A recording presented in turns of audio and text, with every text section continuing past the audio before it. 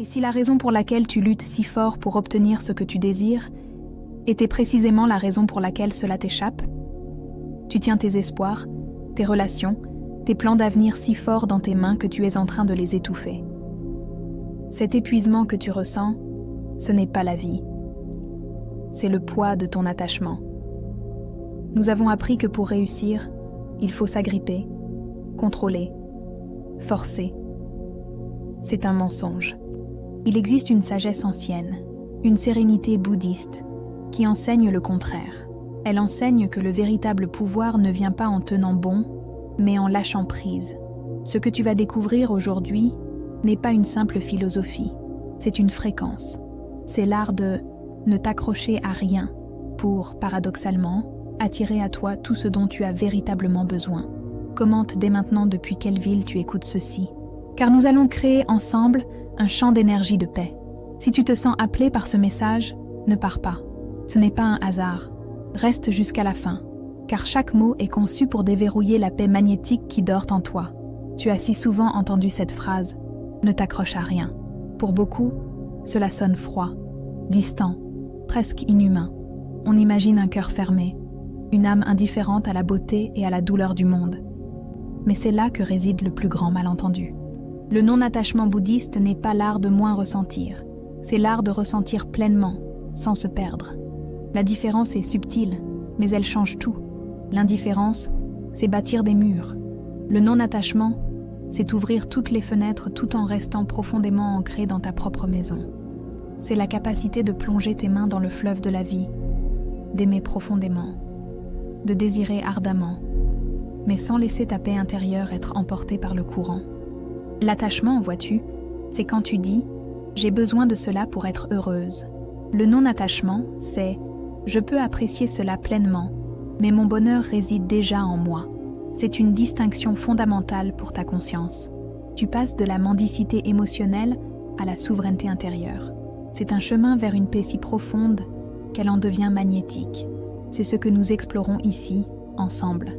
Si tu sens que cette sagesse t'appelle, que tu es prête à retrouver ton calme, c'est le moment idéal pour t'abonner à cette chaîne et continuer ce voyage avec nous. Pour l'énergie féminine, cette distinction est vitale. Tu as une capacité innée à te connecter, à nourrir, à fusionner, mais sans conscience, cette force devient une faiblesse. Tu t'accroches aux relations, aux espoirs, aux résultats, pensant que c'est de l'amour, alors que c'est souvent de la peur déguisée. Le non-attachement, c'est donc l'acte de retrouver ton centre. C'est te tenir droite, peu importe la tempête extérieure. Tu peux danser avec la vie, tu peux pleurer les pertes, mais rien ne te brise. Tu observes l'impermanence de tout, et au lieu de t'y agripper, tu l'honores. Imagine un instant, aimer quelqu'un de tout ton cœur, mais sans que ton bonheur ne dépende de ses actions ou de sa présence. L'amour devient alors un don pur, pas une transaction anxieuse. C'est une libération immense. C'est là que la véritable paix commence à s'installer. Cette sagesse n'est pas une fuite du monde. C'est au contraire la seule façon de vraiment y participer. Tu cesses de te battre avec l'univers et tu commences à danser avec lui. Tu deviens l'observatrice calme de tes propres vagues émotionnelles, pleine de compassion pour toi-même. Mais pourquoi est-ce si difficile? Pourquoi cet attachement semble-t-il si naturel? Et pourquoi draine-t-il si spécifiquement l'énergie féminine? Tu le sens, n'est-ce pas? Cet épuisement subtil, ce poids invisible qui ne vient pas de ton travail ou de tes tâches ménagères. C'est un drainage intérieur. C'est l'effet direct de l'attachement sur ton énergie intuitive. Quand tu t'accroches, tu ne fais pas que tenir une idée ou une personne. Tu portes activement le fardeau de tes attentes. Pense à ton énergie comme à de l'eau pure. L'attachement, c'est l'acte de suridentifier ton calme à ce qui se passe à l'extérieur. S'il m'appelle, je serai en paix. Si ce projet réussit, je serai sereine.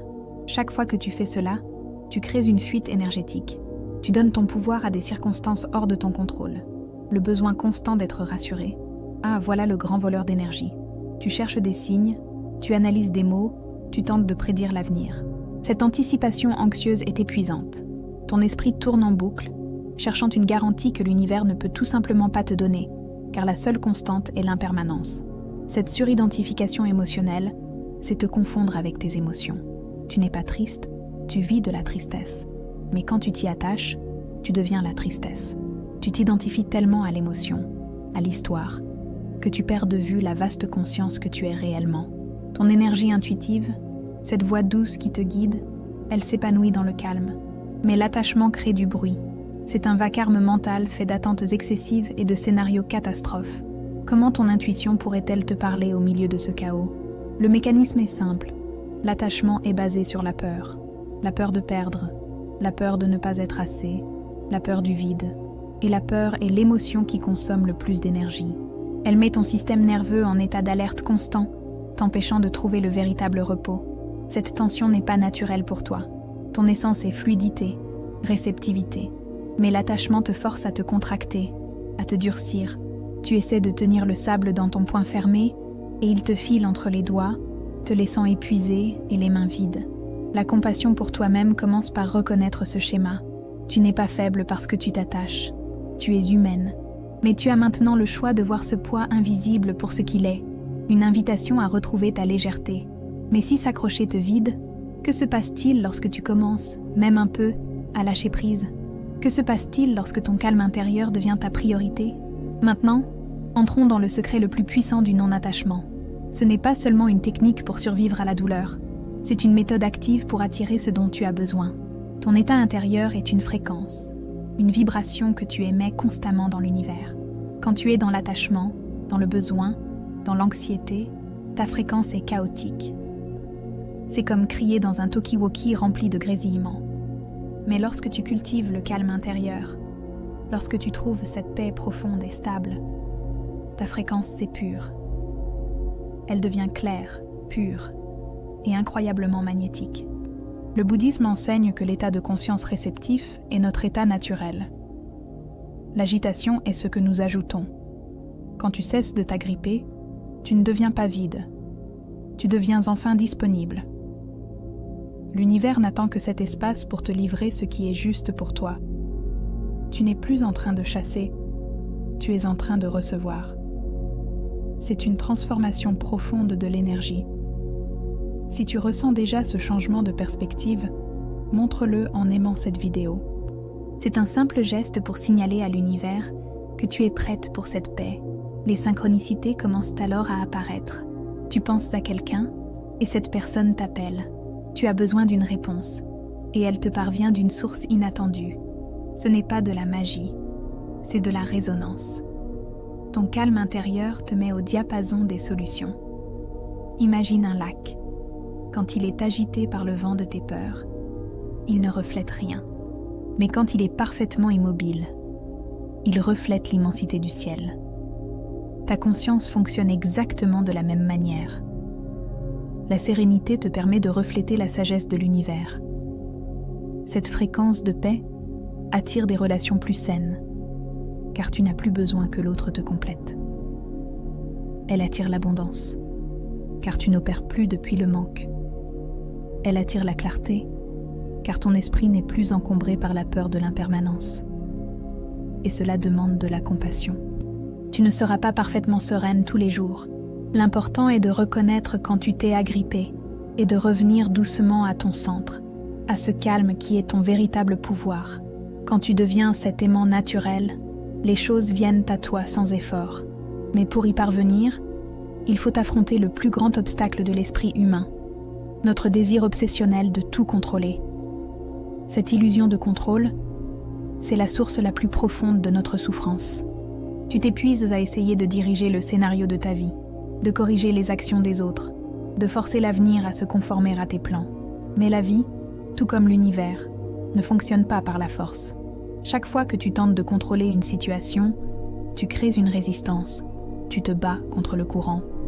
La tension que tu ressens dans tes épaules, ce nœud dans ton estomac, ce n'est pas la vie qui est difficile, c'est ta résistance à la vie qui est douloureuse.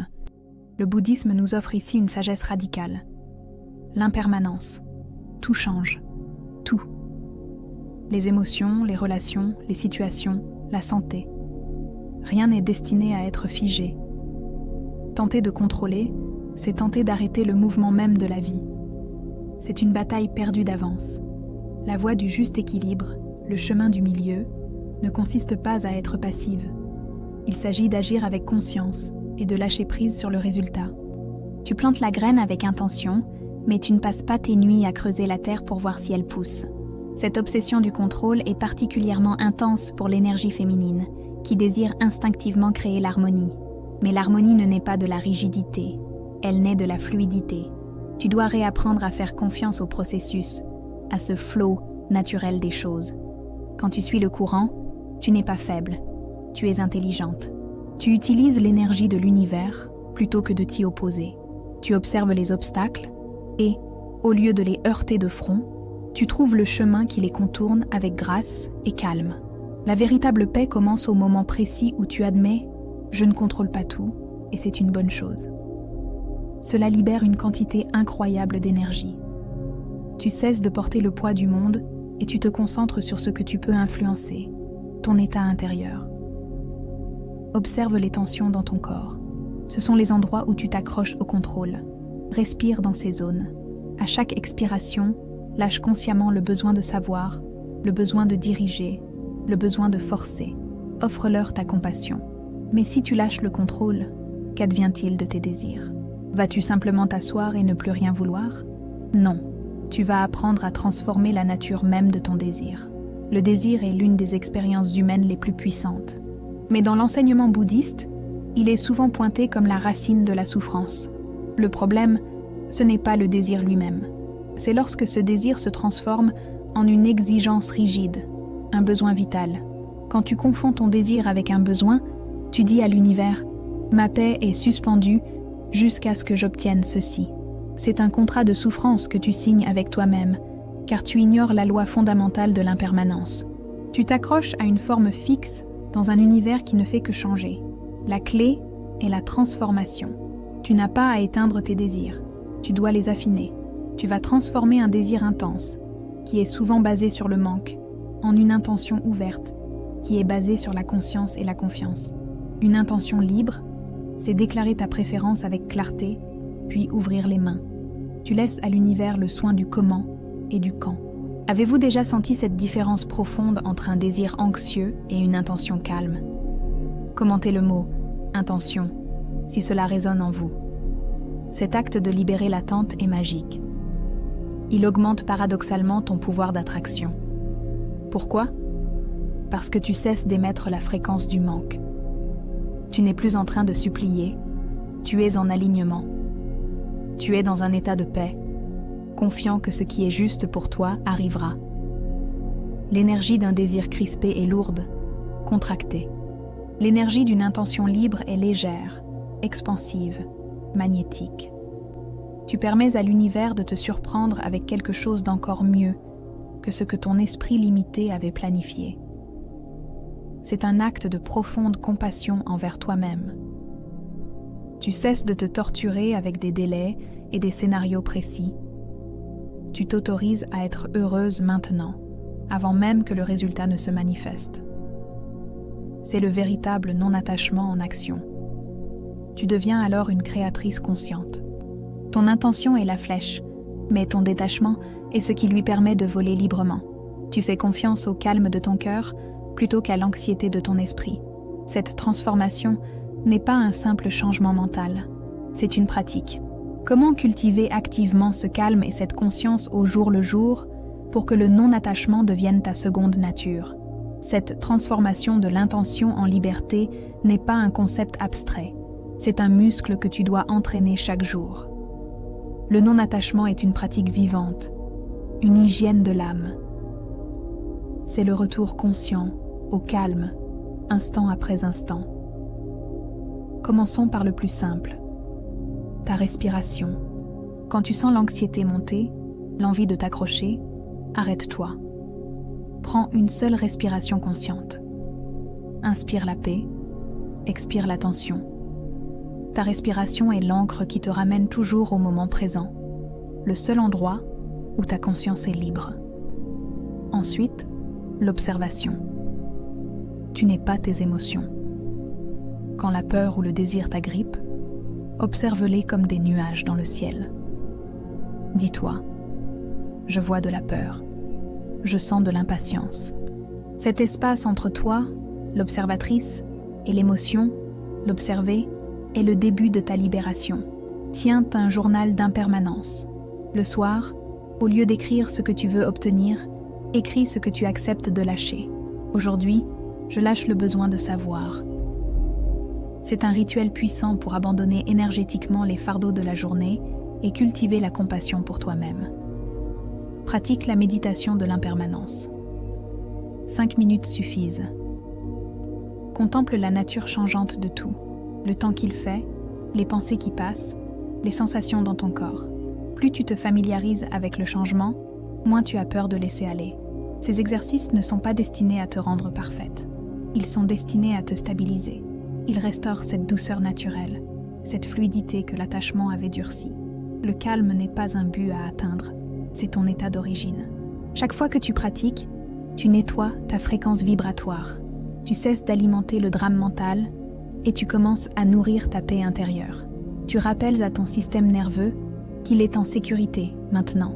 L'univers remarque ce changement. Tu n'es plus en résistance. Tu deviens un réceptacle clair. Et tu remarqueras peut-être que cette pratique du non-attachement n'est pas un effort.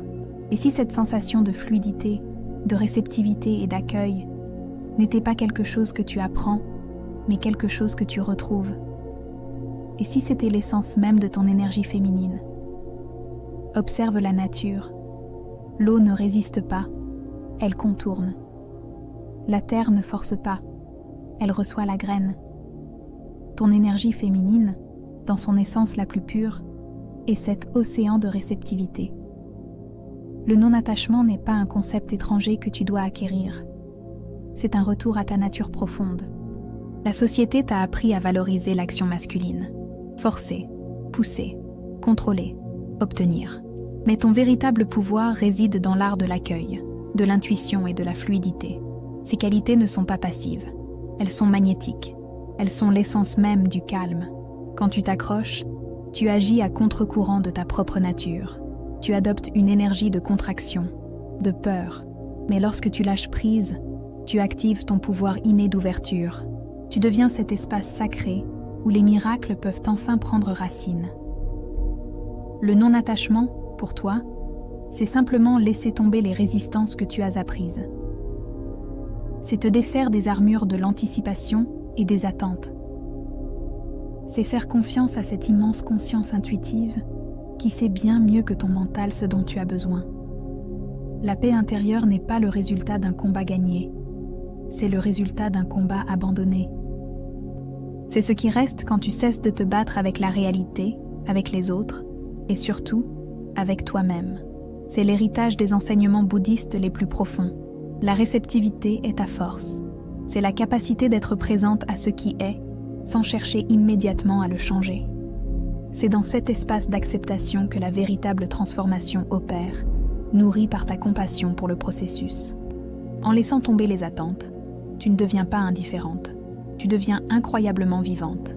Tu ressens l'impermanence de chaque instant et tu choisis de l'honorer pleinement, au lieu de t'accrocher à ce qui est déjà en train de partir. Tu es conçu pour danser avec l'énergie de l'univers, pas pour la maîtriser. Ton intuition est ta boussole, et elle ne fonctionne que lorsque ton esprit est dans le calme. Le non-attachement est la clé qui nettoie le cadran de cette boussole. Alors, que se passe-t-il concrètement dans ta vie quand tu cesses de t'accrocher? Que se passe-t-il quand tu incarnes pleinement cette paix magnétique? C'est la grande promesse, la vérité ultime de cette sagesse. L'univers ne répond pas à ta tension, il répond à ton espace. Quand tu es contracté par l'attachement, tu signales le manque, et tu reçois plus de manque. Mais quand tu es dans la paix du non-attachement, tu es un espace ouvert, un vide fertile. Regarde tes relations. Quand tu cesses de t'agripper à l'autre, de lui demander d'être ta source de paix, la dynamique change. La pression disparaît. L'amour qui était étouffé par la peur peut enfin respirer.